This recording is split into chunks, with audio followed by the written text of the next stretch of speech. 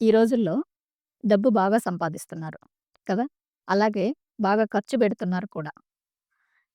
ఎలా ఖర్చు పెట్టాలి? ఎక్కడ ఖర్చు పెట్టాలి? ఎంత సేవ్ చేయాలి?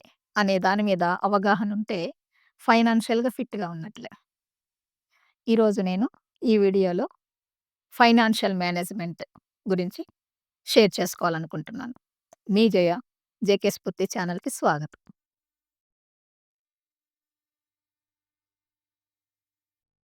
5 ఇయర్స్‌లో ఫైనాన్షియల్ ఫ్రీడమ్ రావాలి అంటే ఫైనాన్షియల్ మేనేజ్‌మెంట్ ఎలా ఉండాలి అనేది ఇయర్ వైస్ నేను మీకు చెప్తాను ఈరోజు.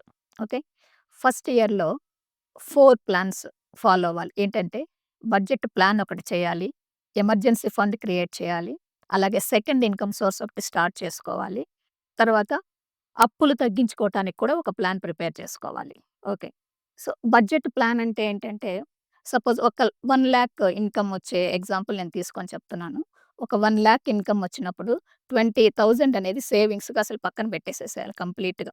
ఆ 20,000 గురించి ఒక 50,000 ఫ్యామిలీ ఎక్స్‌పెన్సెస్ అంటే బిల్స్ పేమెంట్, గ్రోసరీస్ ఇవన్నీ కూడా 50,000తో అడ్జస్ట్ అయిపోవాలనమాట.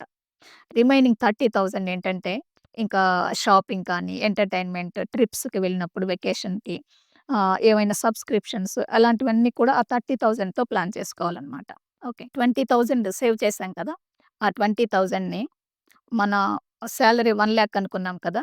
అంటే 6 months salary at least minimum 3 months salary 3,00,000 అయ్యే వరకు ఆ 20,000 అసలు ఇంకా టచ్ చేయకూడదనమాట. అదే ఒక ఎమర్జెన్సీ ఫండ్‌గా క్రియేట్ అవుతుంది మనకి.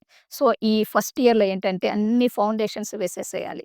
ఎలా అప్పులు తీర్చేసేయాలి, ఎమర్జెన్సీ ఫండ్ క్రియేట్ చేసేసుకోవటం, బడ్జెట్ ప్లానింగు, అలాగే సెకండ్ ఇన్‌కమ్ సోర్స్‌ని స్టార్ట్ చేసేసుకోవటం. ఈ 4 ఫౌండేషన్ అంటే ఈ ఫస్ట్ ఇయర్‌ని ఫౌండేషన్ ఇయర్ అనమాట అనేది. సెకండ్ ఇయర్‌లోకి ఎంటర్ అవ్వగానే గ్రోత్ గురించి ఆలోచించాలనమాట. ఇన్‌కమ్ గ్రోత్ గురించి. అంటే ఇప్పుడేం చేయాలంటే, సపోజ్ జాబ్ చేస్తున్నప్పుడు జాబ్‌లో ప్రమోషన్స్ వచ్చి ఇన్‌కమ్ పెరగాలి అంటే, ఎలాంటి స్కిల్స్ మనకుండాలి? అలాంటి స్కిల్స్ నేర్చుకోవాలనమాట. అదే బిజినెస్ అయితే బిజినెస్‌లో న్యూ స్ట్రాటజీస్ ఏంటి? అవి డెవలప్ చేసేసుకోవాలి. ఓకే. సో, ఇలా ఇన్‌కమ్ పెరిగిన తర్వాత టాక్స్ రిడక్షన్ వేస్ ఏంటి? అవి కూడా చెక్ చేసుకోవాలనమాట. తెలుసుకోవాలి. ఓకే. సో, ఈ సెకండ్ ఇయర్‌లోనే చిన్న చిన్న ఇన్వెస్ట్‌మెంట్స్ కూడా స్టార్ట్ చేయాలి. ఓకే. సో, ఇన్వెస్ట్‌మెంట్స్ స్టార్ట్ చేస్తున్నాం కాబట్టి ఈ గ్రోత్ ఇయర్‌లో ఏం చేయాలంటే, ఎక్కడైనా మనం అన్నెసెసరీ ఎక్స్‌పెన్సెస్ ఏదన్నా ఉన్నాయేమో చెక్ చేసుకొని అవి కూడా తగ్గించుకోవాలి. సో, కంప్లీట్‌గా సెకండ్ ఇయర్‌లో ఏం చేయాలంటే చిన్న చిన్న ఇన్వెస్ట్‌మెంట్స్ అనుకున్నాం కదా! ఆ చిన్న చిన్న ఇన్వెస్ట్‌మెంట్స్ అవన్నీ కూడా మనం ఏదైతే పొదుపు చేస్తున్నామో ఆ పొదుపుని మాత్రమే ఇన్వెస్ట్ చేయాలనమాట ఇక్కడ. అలా ప్లాన్ చేసుకోవాలి. ఓకే. సో, ఇప్పుడు థర్డ్ ఇయర్‌లోకి ఎంటర్ అయితే కంపల్సరీగా థర్డ్ ఇయర్‌లో ఫస్ట్ పాయింట్ ఏంటంటే పాసివ్ ఇన్‌కమ్ సోర్స్‌ని ఒకటి ప్లాన్ చేయాలి. సో, ఈ పాసివ్ ఇన్‌కమ్ కోసం కొంచెం ఇన్వెస్ట్ చేయాల్సి రావచ్చనమాట. సో, ఈ ఇన్వెస్ట్‌మెంట్ ఎలా ఉండాలి అంటే మనకి ఎక్స్‌ట్రా వచ్చిన ఇన్‌కమ్ ఉంటుంది గదా! ఆ ఇన్‌కమ్‌ని ఇక్కడ ఇన్వెస్ట్ చేయాలనమాట. సెకండ్ ఇయర్‌లో ఏమో కంప్లీట్‌గా మనం పొదుపు చేసిన అమౌంట్‌ని మాత్రమే ఇన్వెస్ట్ చేస్తాము.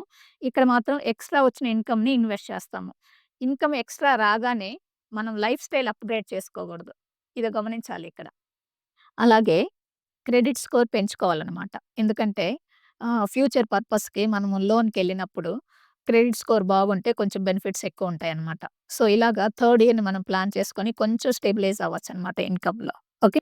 ఇక ఫోర్త్ ఇయర్ ఏంటంటే కంప్లీట్‌గా ఇది ఫ్యూచర్ సేఫ్టీ ఇయర్ అనమాట. ఫ్యూచర్ సేఫ్టీ పర్పస్‌లో ప్లాన్ చేసుకోవాలిక్కడ. ఎలా అంటే లైఫ్ ఇన్స్యూరెన్సెస్ కానీ, హెల్త్ ఇన్స్యూరెన్సెస్ కానీ, అలాగే ప్రాపర్టీ ఇన్స్యూరెన్సెస్ గానీ, తర్వాత రిటైర్ అయిన తర్వాత మనం ఏమి వర్క్ చేయకపోయినా సరే, ఆ పాలిసీ నుంచి మనకు అమౌంట్ రావాలనమాట. రిటైర్మెంట్ ప్లాన్స్ గానీ, ఇలాంటివన్నీ ప్లాన్ చేసుకోవాలి. ఓకే. తర్వాతేంటంటే ఈ ఫోర్త్ ఇయర్‌కొచ్చేటప్పటికి మనం ఈ పాసివ్ ఇన్‌కమ్ సోర్స్ అని, ఎక్స్‌ట్రా ఇన్‌కమ్ అని ఇవన్నీ చూసుకున్నాం కదా! ప్రీవియస్ ఇయర్స్‌లో. సో, ఇప్పుడు లైఫ్ స్టైల్ అప్‌గ్రేడ్ జేసుకోవచ్చనమాట ఈ ఇయర్‌లో. అంటే సింగిల్ బెడ్‌రూమ్ ఉంటే డబుల్ బెడ్‌రూమ్‌కొచ్చేసేయొచ్చు. డబుల్ బెడ్‌రూమ్ నుంచి ట్రిపుల్ బెడ్‌రూమ్‌కొచ్చేసేయొచ్చు. అంటే కొంచెం కంఫర్ట్స్ పెంచుకోవచ్చనమాట ఇక్కడ. ఇది ఫోర్త్ ఇయర్‌లో చేయొచ్చు. ఇక ఫిఫ్త్ ఇయర్‌లోకి ఎంటర్ అయ్యేటప్పటికి మినిమమ్ 3 ఇన్‌కమ్ సోర్సెస్ మనకి క్రియేట్ అయ్యుండాలి. అలాగే మనం ఏదైతే ఇన్వెస్ట్ చేసామో ప్రీవియస్ ఇయర్స్‌లో వాటి నుంచి రిటర్న్స్ కూడా స్టార్ట్ అవ్వాలి రావటము. ఓకే. సో, ఇలా వచ్చినప్పుడు ఏమవుతుందంటే మనం ఇక నుంచి జాబ్ చెయ్యకపోయినా, వర్క్ చెయ్యకపోయినా ఈ వచ్చిన ఇన్‌కమ్ తోటి మనం సర్వైవ్ అవ్వాలనమాట. ఇదే ఫైనాన్షియల్ ఫ్రీడమ్ అనమాట. ఓకే. సో, ఇలా 5 ఇయర్స్‌కొచ్చేసరికి ఫైనాన్షియల్ ఫ్రీడమ్ రావాలి అంటే మనలో ఫైనాన్షియల్ డిసిప్లిన్, అలాగే జీరో వేస్ట్ లైఫ్ స్టైల్ ఇవి 2 కూడా ఫాలో అవ్వగలిగితే ఈజీగా 5 ఇయర్స్‌లో మనం అనుకున్న పొజిషన్‌కి వచ్చేసేయొచ్చు. సో ఫ్రెండ్స్, ఇలాగా మీ ఇన్‌కమ్‌తో పాటు సెకండ్ ఇన్‌కమ్ సోర్సెస్ గూడా ప్లాన్ చేసుకోండి. సెకండ్ ఇన్‌కమ్ సోర్సెస్‌కి ఒక వీడియో చేశాను. కావాలంటే డిస్క్రిప్షన్‌లో ఇస్తాను చూడండి. అలాగే ఈ వీడియో నచ్చినట్లయితే లైక్ చేయండి, షేర్ చేయండి. జేకే స్ఫూర్తి ఛానల్‌ని సబ్స్క్రైబ్ చేయండి. మరికొన్ని ఇంట్రెస్టింగ్ వీడియోలతోటి మీ ముందుంటాను. Until then spend wisely, save consistently and invest smartly. Thank you.